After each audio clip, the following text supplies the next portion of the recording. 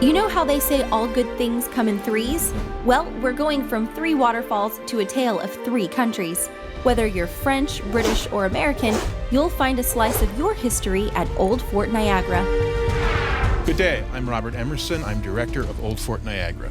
In the 18th century, the waterways were the main highways used to get around North America. So whoever controlled this point of land could keep their enemies out of all of the upper Great Lakes.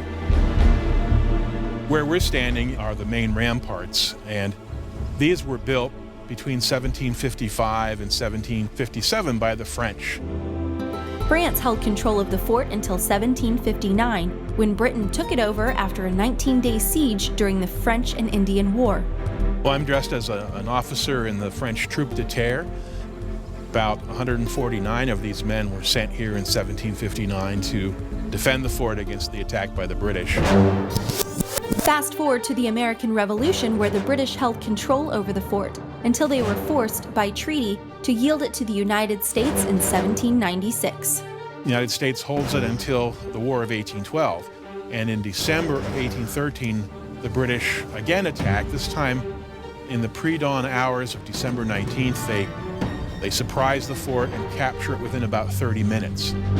So the fort again became British until it returned to the United States in 1815 at the end of the War of 1812. One of the longest continuously occupied military posts in North America.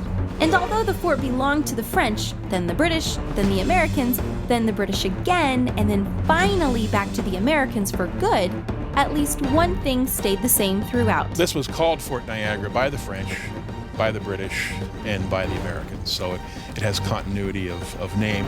Today, a visit to Old Fort Niagara is like hopping into a time machine. This is the oldest collection of buildings in the Great Lakes Basin. In fact, the French Castle is the oldest building by far. It's 8 years older than Independence Hall in Philadelphia. You can come here and see musket firing demonstrations. In the summer, we have artillery firing demonstrations.